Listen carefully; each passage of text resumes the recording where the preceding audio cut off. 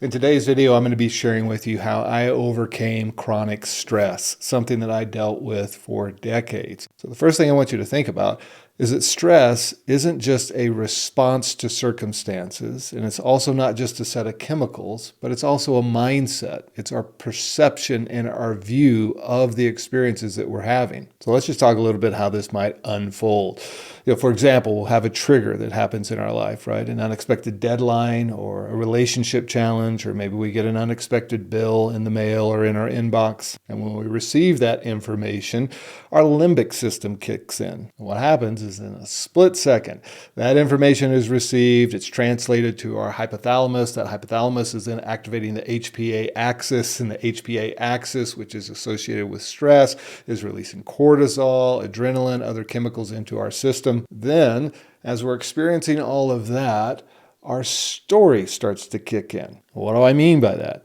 That's when we start to assign meaning to everything that's happening. We might start to say things to ourselves like, I can't handle this. Why does this always happen to me? You start to catastrophize, project into the future of everything that's going to start to happen as a result of that moment that you experience, that stressful trigger.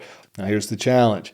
That story that you start to tell yourself, right, as you start to interpret what's happening, you kick in with your story, that story is going to produce even more stress. You're going to release more cortisol, you're going to release more adrenaline, and then as a result of that, you're starting to hardwire that whole scenario into your nervous system. And you're stuck now in fight or flight. You're stuck in a chronic stress mode because what's happening is our waterline of stress. And I use this example with a lot of the clients that I work with. I ask them, where's their waterline of overall stress? And for many people, they're living with a waterline of stress up to their neck. And any event that comes around, it puts that stress waterline up over their head and they feel like they're drowning.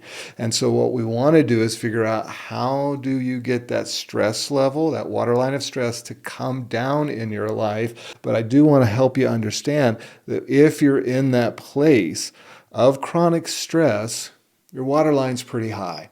And no wonder when you get the bill or you get the confrontation at work or whatever happens, it feels like it's flooded up over your head.